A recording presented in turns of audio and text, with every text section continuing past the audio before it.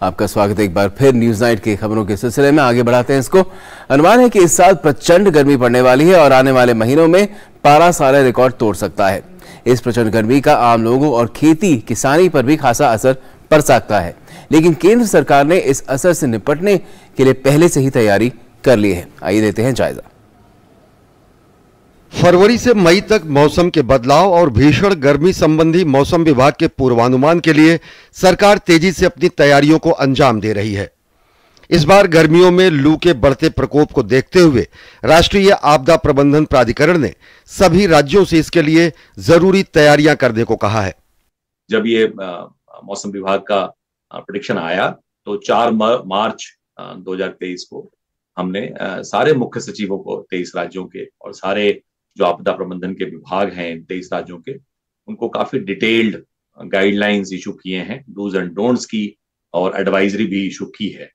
इतना ही नहीं, 4 मार्च की इस पत्र के बाद जो तैयारी करनी है राज्यों को, हमने 7 मार्च को सारे राज्यों के साथ मिलकर एक ऑनलाइन मीटिंग करके ये भी समीक्षा किया कि सारे राज्य सही तरीके से हीट वेव को फेस करने के लिए तैयारी कर रहे हैं कि नहीं। सारे राज्यों में अपने विभागों के साथ मीटिंग कर ली है, अपने कलेक्टर्स के साथ मीटिंग कर ली है और सारी इस तैयारी में जुटे हैं ताकि हीट वेव का प्रभाव कम से कम नागरिक पे पड़ सके।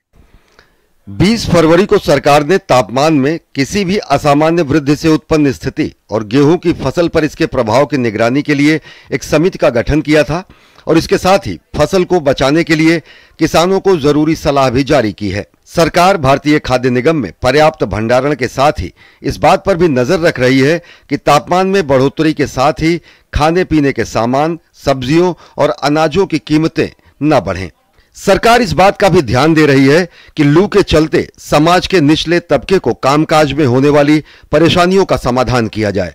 इसके साथ ही आम लोगों को लू की जानकारी और इसके बचाव के लिए प्रचार और प्रसार के माध्यमों के जरिए समुचित जानकारी मुहैया कराने का भी प्रयास किया जा रहा है। अवेयरनेस बहुत जरूरी है इसके बारे में और हम भी एनडीएमए में भी आपके दूरदर्शन के माध्यम से और ऑल इंडिया रेडियो के माध्यम से और सोशल मीडिया के सारे चैनल्स के माध्यम से जो अवेयरनेस की है, जो आईसी मटेरियल है, सारे राज्य भी उसका इस्तेमाल कर रहे हैं। बहुत जरूरी है लोगों को अवेयर होना कि हीट वेव से बचा कैसे जाए, हीट वेव जब आएगी तो क्या तैयारी किया जाए, क्या किया जाए, क्या ना किया जाए।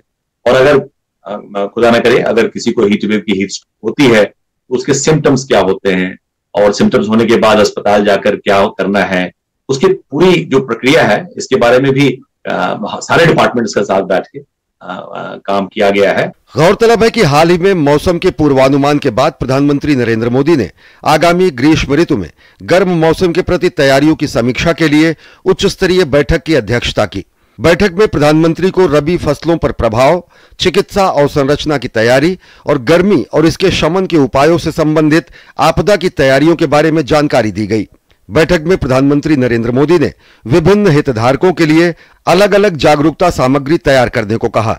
इसके साथ ही प्रधानमंत्री ने मौसम विभाग को दैनिक मौसम पूर्वानुमान इस तरीके से तैयार करने को कहा जिसे आसानी से समझा और समझाया जा सके।